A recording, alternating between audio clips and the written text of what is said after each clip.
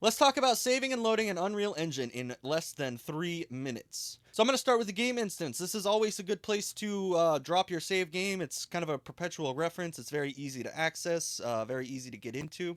Creating the save game is simple. We just see if the game exists in the current slot. If it does, we load the game, we cast into it, we set a reference. This is important because you do not want to be loading the game every single time you need a reference to it. You only want to do this once on start. And if we do not have a save game already in a slot, then we just create the object and now we have a blank save game to work with. We're going to use this inside of our BPFL.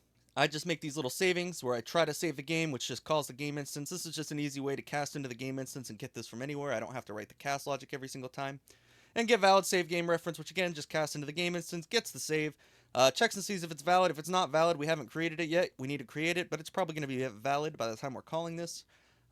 And we're going to go ahead and return that save value. Now we can edit the save data from anywhere. And then we just need to make sure that we call try save game before we transition levels or do anything fancy with reloading the game. One more way to do this is to go into your game mode, make a BPI, and we'll call this BPI saving. You'll make a little function in here called saving, or save game. You'll make an input called async if you want to handle asynchronistic saving.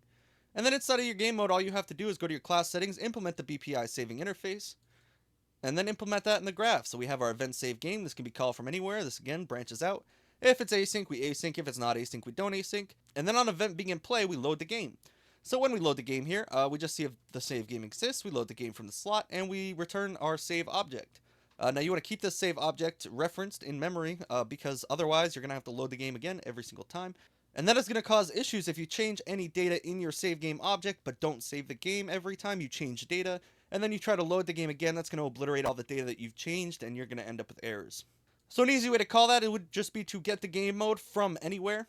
You don't need to cast into your custom game mode. You don't need to do anything fancy with that. Just get game mode and save the game. Call the little message you made in your BPI. Or if you really want to, you could say does implement interface just to be safe and say BPI, saving, and then run a branch here just to make sure that you do in fact implement the interface on your game mode. But this isn't really going to be needed. We know that we do implement the interface on our game mode. We don't necessarily need this check. It's going to work perfectly fine for you. Thanks for watching. If you want a full breakdown of saving and loading the game, check out the video in the cards.